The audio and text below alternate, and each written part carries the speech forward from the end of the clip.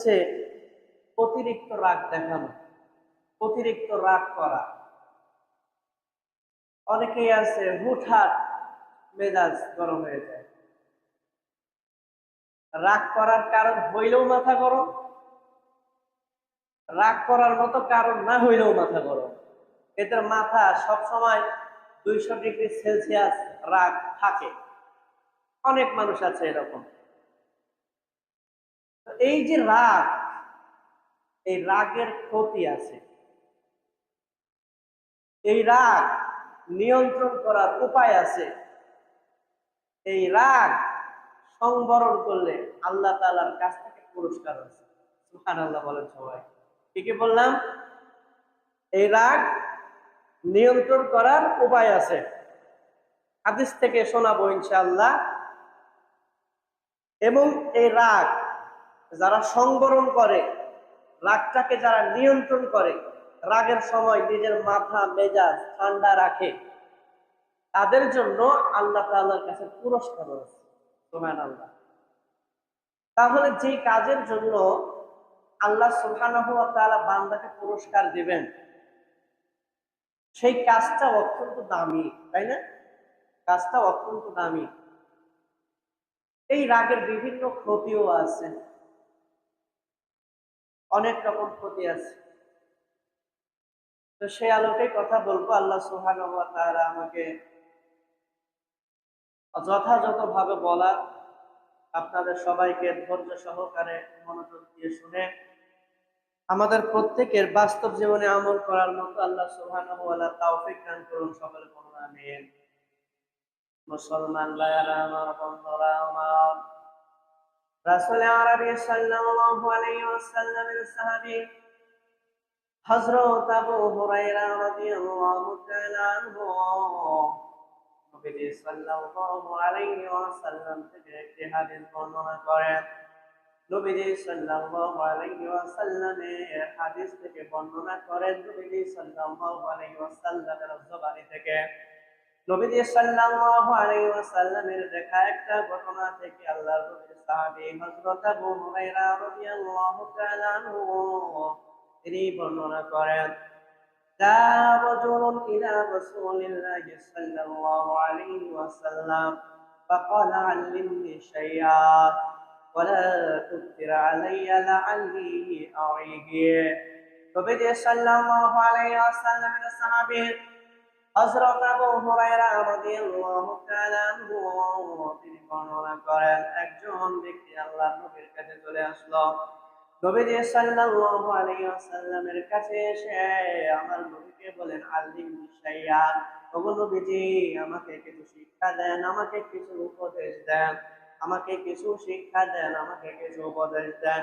ওয়ালা তুসির আলাইয়া, নবী গো আমাকে বেশি উপদেশ দিয়েন না, আমাকে বেশি পরামর্শ দিয়েন না, বেশি নসিহত আমাকে করিয়েন না, আমাকে বেশি কিছু শিখায়েন না।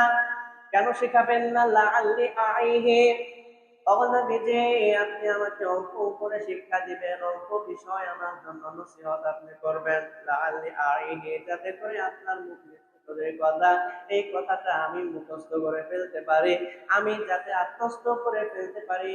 নবীজি এমন বিষয় আমাকে আপনি শিক্ষা দিবেন, কিন্তু সেইটা যেন বেশি না হয়। ওয়ালা তুকতির আলাইয়া, সেইটা যেন বেশি না হয়, অল্প কিছু আমাকে আপনি শিক্ষা দেন। সুবহানাল্লাহ। নবীজি সাল্লাল্লাহু আলাইহি ওয়াসাল্লামের কাছে এসে ওই সাহাবী যখন বলল, ইয়া রাসূলুল্লাহ আপনি আমাকে কিছু শিক্ষা দেন, কিন্তু সেইটা যেন বেশি না হয়, কিছু উপদেশ দেন, সেইটা যাতে বেশি না হয়ে যায়। আবু হুরায়রা রাদিয়াল্লাহু তাআলা আনহু তিনি বলতেছেন, আমি আল্লাহর রাসূলকে বলতে শুনলাম, লা তাগদাব। নবীজি সাল্লাল্লাহু আলাইহি ওয়াসাল্লাম তার ওই সাহাবীকে বললেন, লা তাগদাব, তুমি কখনো রাগ করবা না, তুমি রাগান্বিত হইয়া না, তুমি রাগটাকে সংবরণ করবা, রাগটা তুমি দেখাইতে যাও না। আবু হুরায়রা রাদিয়াল্লাহু তাআলা আনহু বলেন, আল্লাহর নবীর ওই সাহাবী এটাকে যথেষ্ট মনে করেন না। এই রাগ দমন করাটা আল্লাহর নবী যখন আদেশ দিলেন, ওই সাহাবী এইটাকে যথেষ্ট মনে করলেন না। ফারাদ্দাদা যালিকা মিরারা। আল্লাহর ওই বান্দা রাসূল আরবি সাল্লাল্লাহু আলাইহি ওয়াসাল্লামের সাহাবী আবার আল্লাহর নবীকে বলেন, আল্লিমনি শাইয়া ওয়ালা তুকতির আলাইয়া লাআল্লি আইহি। নবী গো, আমাকে আপনি শিক্ষা দেন, সামান্য কিছু শিক্ষা দেন, বেশি কিছু শিক্ষা দিয়েন না, যাতে করে আমি এইটা আত্মস্থ করতে পারি, আমি মুখস্থ করে নিতে পারি। আবু হুরায়রা রাদিয়াল্লাহু তাআলা আনহু বলেন, নবীজি সাল্লাল্লাহু আলাইহি ওয়াসাল্লামের সাহাবী যখন বারবার এই কথা বলতে লাগলেন, কুল্লু যালিকা ইয়াকুলু লা তাগদাব। ওই সাহাবী যতবার আল্লাহর নবীকে বললেন, ইয়া রাসূলুল্লাহ, আমাকে কিছু শিক্ষা দেন, আমাকে বেশি কিছু শিক্ষা দিয়েন না, সেইটা যেন বেশি না হয়ে যায়, লাআল্লি আইহি, যাতে করে আমি ওইটা মুখস্থ করতে পারি। যতবারই আমার নবীজি সাল্লাল্লাহু আলাইহি ওয়াসাল্লামকে নবীজির সাহাবী যতবারই জিজ্ঞাসা করেছেন, যতবারই বলেছেন, আমার নবী বারবার বলেছেন, লা তাগদাব, তুমি রাগ করো না। সুবহানাল্লাহ। দেখেন, আল্লাহর রাসূলকে বারবার প্রশ্ন করে, আল্লিমনি শাইয়া, আমাকে কিছু শিক্ষা দেন, ওয়ালা তুকতির আলাইয়া, সেটা যেন আবার বেশি না হয়, বেশি কিছু আমাকে শিখায়েন না ইয়া রাসূলুল্লাহ, আপনি আমাকে বেশি কিছু শিখায়েন না। কে বলতেছে? একজন সাহাবী এসে বলতেছে। বারবার আল্লাহর নবীকে এই কথা বলেন, আর আল্লাহর নবী বারবার বলেন, লা তাগদাব, তুমি রাগ করবা না, তুমি রাগান্বিত হইও না, তুমি রাগ করো না, রাগ দেখাইতে তুমি যাও না। তাহলে আল্লাহর রাসূল যেই কাজটা করতে নিষেধ করলেন, সেই কাজটা ভালো না খারাপ? খারাপ। আল্লাহ রাসূল নিষেধ করছেন, নিষেধ করছেন। তাহলে রাগ করতে আল্লাহর রাসূল নিষেধ করলেন, তার মানে রাগ করাটা খারাপ। রাগের মাঝে কোনো কল্যাণ নাই, রাগের মাঝে কোনো কল্যাণ নাই।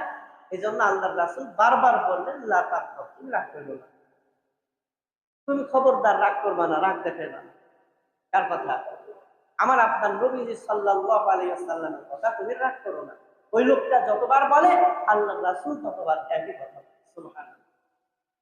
তাহলে বোঝা গেল যে এই রাগের মাঝে কোনো কল্যাণ নাই, এই রাগের মাঝে ক্ষতির পরিমাণটা কি বেশি।